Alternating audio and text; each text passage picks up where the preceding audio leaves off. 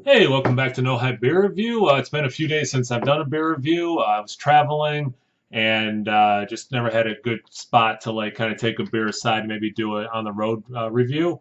And today we're doing Slurm. Nah, I just got these koozies from Loot Crate. Again, I'm a pretty big dork, and actually, sure, I got a Loot Crate.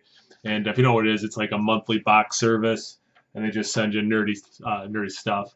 And the last box was all cartoons, so like Bob's Burgers, Futurama, Rick and Morty. Anyway, um, if you don't care about that, sorry. You probably care about beer though if you're watching a beer channel. So yeah, I was just on the Dogfish head and oak aged vanilla worldwide stout, and I had a little pour there. It was one of the they do free tasting there for anyone. You just come in and it actually was really awesome. It was IPA day, so they were doing a bunch of. If you saw my Happy IPA Day video, the highlight for me, well, I can smell it already, was the 10-year-old 120, which was awesome. Very much barley wine, brandy, liquid candy. It was just freaking amazing. And I'm definitely gonna age. I have some aging already. I'm definitely gonna just keep sitting on a lot of them. But so for the free tasting, they had typical stuff. Um, and then they just also that day had nothing to do with the IPA stuff. They're all on nitro, which is interesting. They had four beers that were barrel aged. A sour in a port barrel. Was it an old ale in a port barrel? Their breakfast stout in a whiskey barrel, and something else in a whiskey barrel, either an old ale or a stout. All were quite good and part of the free tasting, which was awesome to do. So I have had this. I had like a little 2 ounce tasting. I just got a ton of vanilla out of it, so I'm interested to see, what a whole bottle is. I love Worldwide Stout. This, I'm gonna guess, the last time that they released it was November. They have those Palo Santo giant tanks. They also have some big oak tanks, and my understanding is that that's what they age these in. Um, so my guess is maybe that batch from the last November release, they then aged in those barrels, so it should be a little aged already. And also they were doing half price glassware. So I have a ton of Dogfish head glassware, but I didn't have this one. Maybe it's hard to see to like pour. No, I guess not too bad. It's got like I almost said I got wood. It's got like these are like for the wood aged beers, which this is. So I thought, hey, it's appropriate. So proper glassware. Did most of my chores on this cool day. It's uncharacteristically cool here today. So I said, you know what? I'm going to get a high ABV beer, sip on this as I do catch up on some of my comic book reading. And I'm sure I'll think of, or my wife will think of some other chores for me to do. But thought I'll just sip on this for a while. It is, I think like, did they say 16 to 17.5% ABV for this one? So yeah, I'll definitely be sipping on it for a while. About half a finger ahead, maybe a full finger when I first poured it. Pitch black, not surprising.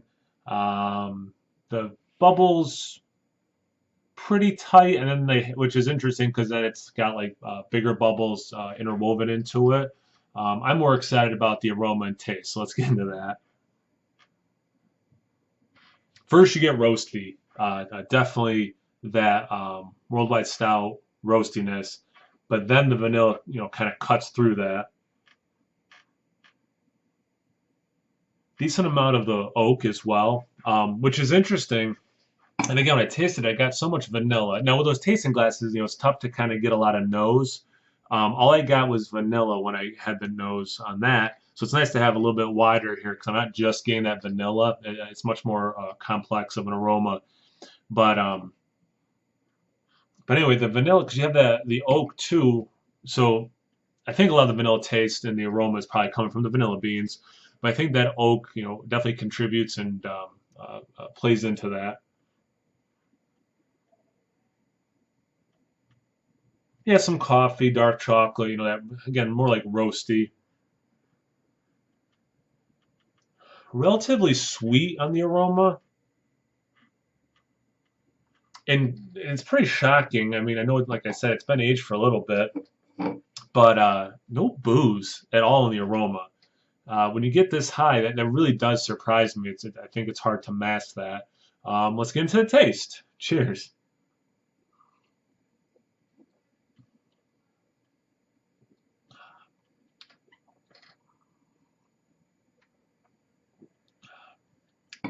It's great.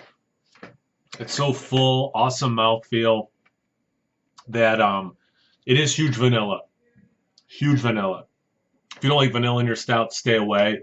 If you like um, just like a little bit kind of complementing the taste, probably stay away. Very big vanilla, wow. It's that strong. Very big vanilla. You do get some roastiness, you do get some of that chocolate.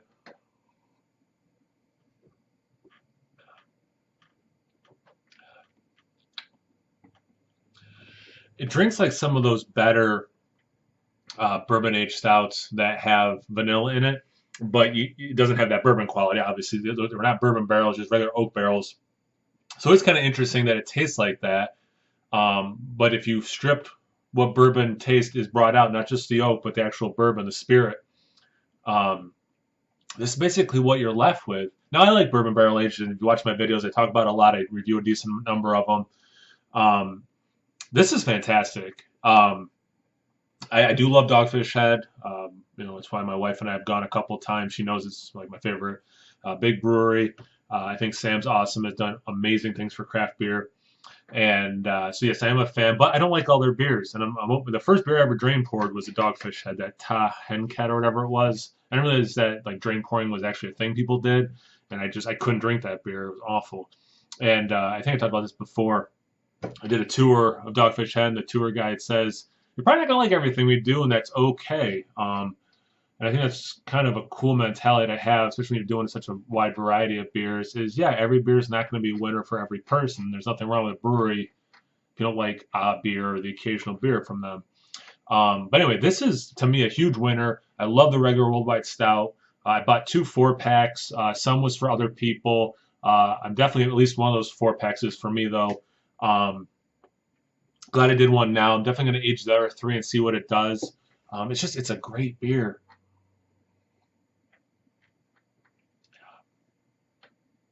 Man, that vanilla is awesome.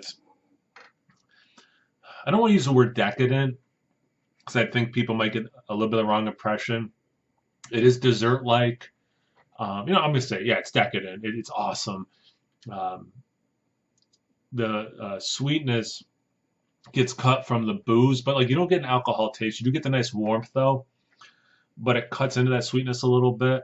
But it is definitely desserty and not being an overly sweet way. Um, Man, it has a little bit of, it doesn't taste like ice cream, but that vanilla and that chocolate go really well together. A little fudginess. As I've been talking, a little bit of lingering dark chocolate on the tongue. Yeah, it's just an awesome beer. It's going to be hard to pace myself because it's going down easier than it should for the ABV. Again, I'd say pick it up if you like vanilla in your stouts. The wood rounds it out a little bit. I think with time, all these flavors will be rounded even more and meld even better. But right now, I think it's drinking fine. I would grab a 4-pack, drink one now, and age the rest. Winner, you're a winner for watching. Thanks as always. Also, as always, please like, comment, subscribe, and most importantly, imbibe. Cheers, everyone.